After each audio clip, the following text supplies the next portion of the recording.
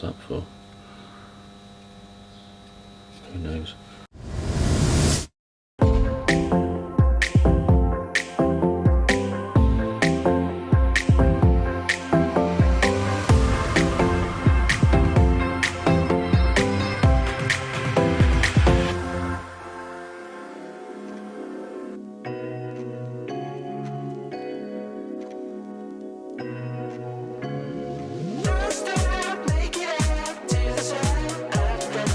Well, hi guys, welcome back to Abus and Beyond, and today I am here at Harbour Creek on the south coast in Hayling Island to check out this Knaus BoxDrive 600. Based on a MAN TGE chassis, this really could be a true alternative to the Grand California 600, so let's check it out. So I'd like to say a big thank you to Harbour Creek for actually putting the Knaus BoxDrive inside the showroom on this really warm day. It makes filming a lot easier, so thank you for that. But let's check out the Knaus BoxDrive 600. So as you can see, this is based on a MAN TGE chassis. That's pretty much identical to the Volkswagen Crafter. This is on a medium wheelbase, and as you can see, it's got the big forehead just like a Grand California 600. Starting at the front, you can see this is probably the main difference from a Volkswagen Crafter. Got the lion adorning the front there. It does not have the LED headlights, it has the standard halogen lights. This is an 8-speed automatic gearbox, and that's mated to a 174 horsepower diesel engine. As we work our way down the side, we've got some alloy wheels. They look quite nice. So this is the passenger side. We've got a window on here, get a quick glimpse of inside to see what it's like in there.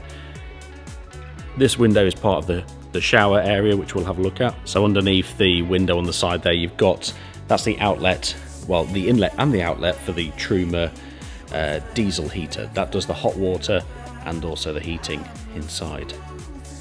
Behind that, you've got the cassette point for the toilet. So that's how you empty that. You can also see on here there's actually some side flares, and you'll see why when we get inside. There's the same on the other side as well, so 2 side flares, and they're also painted in a different colour, it just kind of masks them a bit, but it looks alright actually, it looks good. Beneath that you've got the electrical hookup point, and then as we work our way around to the back, you can actually see we've got 2 opening windows right at the back there as well. Nice big doors. We'll take a look inside the back there a bit later on. There's also a reversing camera right up at the top. Like I say, another side flare on this side, and then beneath that, that is your water fill point as well. This is the access to the habitation area on this side. Again, you've got another opening window in the sliding door. There is actually an awning light that runs along the top there as well. No awning fitted to this one, and I'm not sure it's that easy to retrofit one either because of that sort of fiberglass composite roof. But you could always put like a drive-away awning and just throw the straps over the top and attach that, and then unattach it when you want to go away. You can also see just beneath the sliding door there is also an electric wind-out step as well.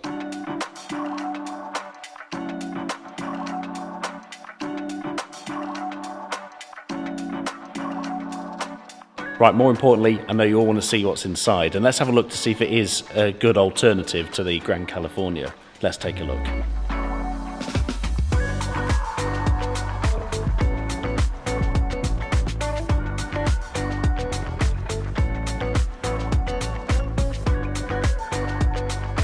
So let's start inside the cab. It's MAN TGE as you would expect, but it's also spec to a slightly higher standard than a lot of the more builders van spec that you get from the factory. So it does have the automatic gearbox, as I said before. That makes it much better to drive.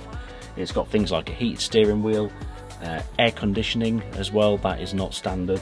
A nice big screen with a reversing camera. It's got built-in satellite navigation, so this is the upgraded screen on the center here, but it does also have CarPlay as well, so you can just connect your phone up. There are blinds built into the windows. There is also some internal blinds as well for the windscreen. They just connect up when you arrive on site. They're a little bit different. They're not the same as the Remus ones that just pull out they are just down here. And they attach with magnets onto the side and then like sort of concertina out. So yeah, not seen that before, that's a bit different. You've got overhead storage as well, which is quite nice. You've got a bit of space to put things, and then, but it's not too intrusive. Sometimes the overhead storage can be a bit too close, getting in and out the driver's seat when you want to just walk into the back can be a bit intrusive, but this is quite nice. You've obviously got driver and passenger swivel seats, captain's chairs with armrests on both sides, and I really like this fabric as well. It's not leather, it's almost a bit like a tweed kind of feeling material, really thick cloth, but really hard wearing. Yeah, it's nice. It's very comfy. Sometimes leather can be a bit hot in the summer, but this is nice. It also carries on around the cab, but we'll take a look at that in a minute. Just underneath the driver's seat there is actually an extension to the step, which is quite nice. Often the floor actually ends here, so if there is no step here, your feet can be dangling. But the nice thing is it doesn't protrude out. Often there's a big curve and it really eats into the actual sort of living space. So yeah, that's quite nice. I quite like that. And there's also lights underneath that which make that look nice and luxurious. So just back from the cab seats, you've got the half dinette. These are also travel seats as well.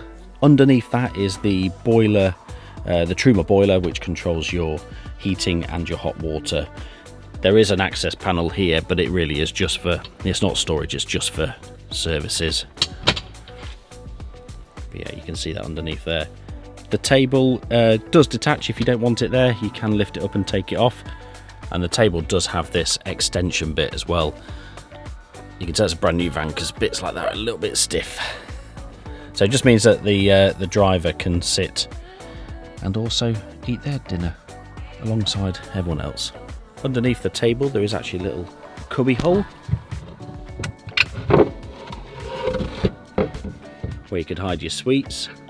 You can actually see one of the outlets for the diesel heater, and you can see the same again there as well. So like I say, these are a couple of travel seats, so they have 3-point seat belts on. They do also have Isofix as well, so that's quite a nice touch. Again, finished in the same fabric, which is also matched on the side here. So around that opening window you have the same fabric, which just really ties it all in. It's a nice touch. And then you've got storage above, and then obviously you can see here this forms part of the bed as well, which we'll take a look at in a bit. You've got a 12-volt socket there.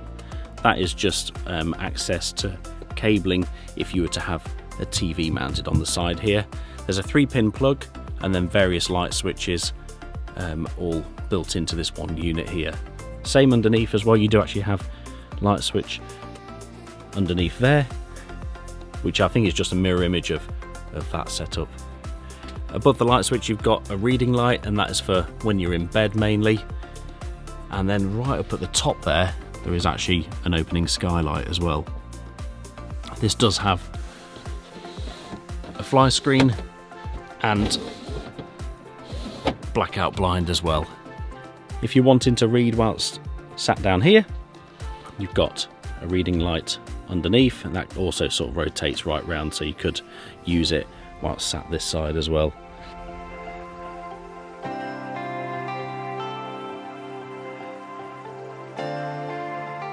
Right, opposite the dining area you've got your kitchen, so let's take a look at that. Up high you've got opening lockers with a couple of shelves inside them, soft close as well. You've got on the top of the worktop you've got a 2-burner hob with automatic ignition, as you can hear there. You've got hot and cold water that fills this decent sized sink actually, that's quite nice, and obviously a rotating tap.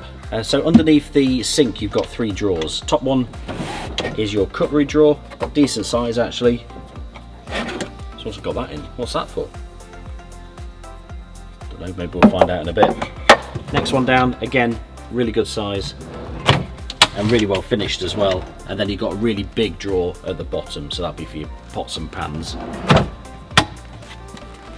In front of that and underneath the hob you've got a real fancy Magic Dometic fridge that opens both ways with one of those fancy doors. Just means you can get your drinks when you're outside as well as inside.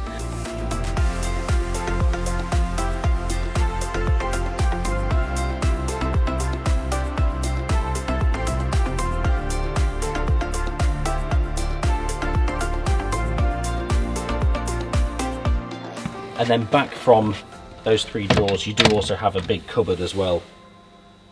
At the minute it's got an extra cushion in, but yeah, you could store all sorts in there really. Just above the sink, you've got your control unit for your heating and your hot water. That's the Truma control, and then you've also got all your controls for your main electrics systems as well. There's a little thermostat in there, a USB point, and then more switches and also sockets, 3-pin plug sockets, and that means that you could probably put a kettle or a little toaster up on the top here and plug it into that, just to use when you're plugged into the grid. Just on the other side of the kitchen, you've also got a really nice light up design. It looks really smart when the doors open, and then beneath that you've got a little fold out table, which is nice to put your drinks on if you're sat outside, and then beneath that there's some shoe storage as well, so that's a nice touch. One thing I'm a real big fan of are these built-in fly screens. So they're built into the sliding door, and then there's the big portion where you actually get in and out, and that is fantastic. That's a really nice touch. Might have to nick that for our crafter build. Right, well, opposite the kitchen you have the washroom. You've got a couple of hooks on the outside, and it's really nicely lit again. There's actually a little bit of storage. You could probably put stuff up at the top there. Maybe bedding when you're not using it. That's quite good actually. Nice that they've not just filled it in and blank space. They've got some lights as well as you move further back. But let's have a look inside this washroom.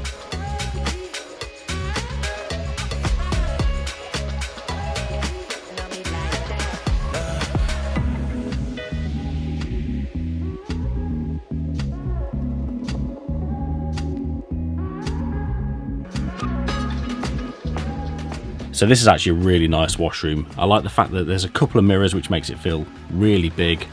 Working down from the top, we've got another little storage shelf up there. There is actually storage just above the toilet, so that's probably where you put your toiletries. Next to the other side of the mirror, you've got some shelves that you can put stuff in, and they've got lips on them as well, so it should stay in there when you're actually traveling. You've got your hot and cold water tap, and this has an extendable hose, and that actually attaches up onto the top there when you want to take a shower. You've got a sink underneath. There's your toilet that we spoke about. So it's a cassette toilet by Thetford.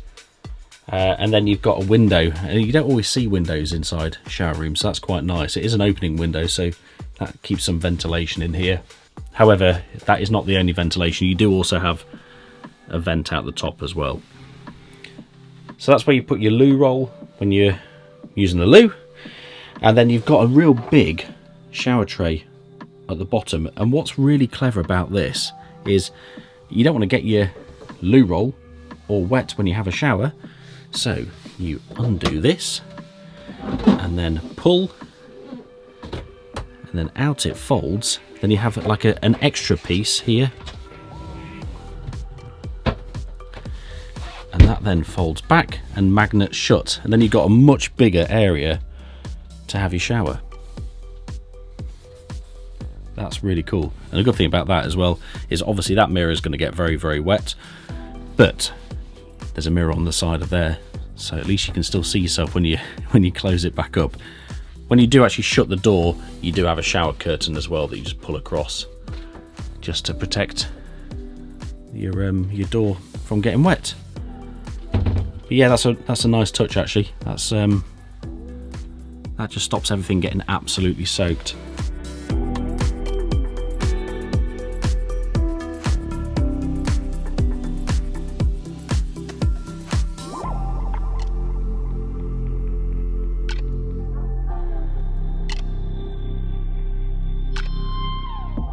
I'm sure you're wondering what this plug is for, but that is just for the sink. So the sink outlet goes down there, and then when you close that back, put that bit back. When that gets closed back against there, the sink empties down into there. Also, don't worry, if you're using the toilet, there is a blind, so don't worry, you won't be seen. Right, well, let's work our way back to probably the main bed out of the two. There is actually access underneath to the garage. If you want to put longer items in, you can just lift these out. Then you can put stuff all the way through. But yeah, you've got a fairly decent sized double bed actually. You can see those, what a difference those side flares make. So all this portion here means that you just got somewhere to put your pillows, just makes the bed a little bit longer. Right, I am 5'11". Let's have a look at how much space there is. Ooh. Yeah, I'm quite impressed with that. It's definitely wide enough for two adults to sleep side by side, and really quite comfortably as well. You've got a little cutout here, but it's not that intrusive. Those side flares make a real big difference. And then you also have two cupboards on this side with plenty of storage. You've got a little cubby hole right on the end here as well, that's quite cool. You've got shelving along the back here, and again, I really like that lighting. That lighting is really nice and makes it look really luxurious. Then opposite, on the other side, you've got another couple of cupboards. These are a little bit smaller than that side. But you've got a little hanging rail, tiny hanging rail. But that's quite good actually, and there's also a TV point, so you can mount a TV in the back here. Again, you've got a cubby hole right at the back, and you've also got an opening skylight as well with fly screen and blackout blind as well. Again, we spoke about them when we were looking outside, but the opening windows on the back here just give a little bit of extra natural light at the back, and also you can spy on people out the back when you're in bed. That's quite nice. Nicely finished all round here, and the side flares are in that same fabric as well, which just makes them nice and soft.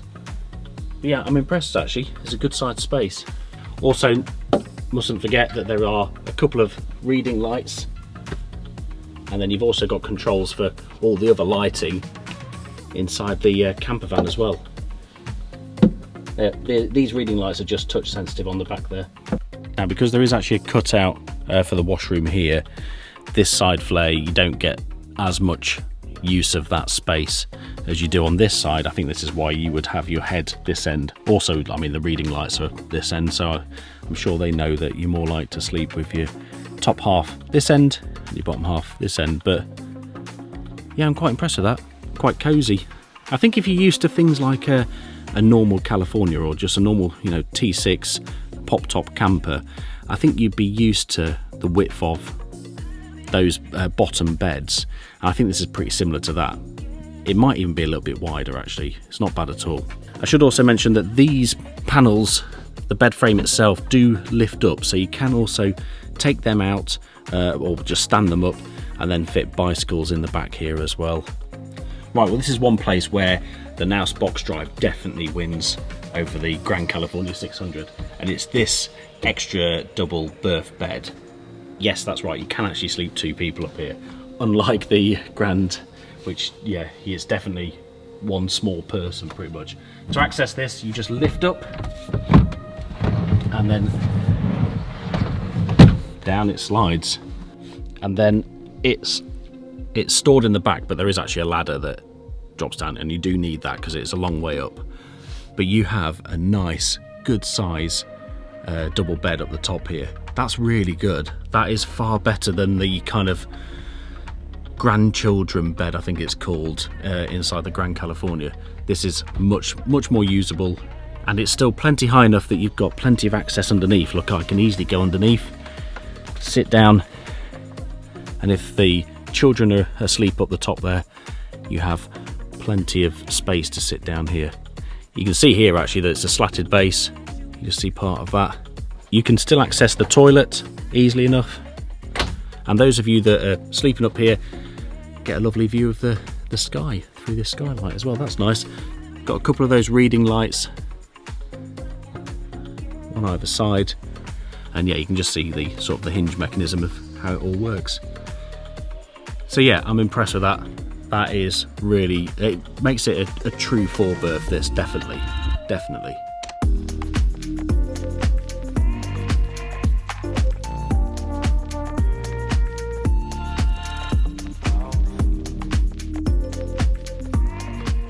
Right, and let's have a look in the back here. So big opening doors that pop open. And again, this is really nicely finished. You've got those windows that we spoke about that do have blinds on them.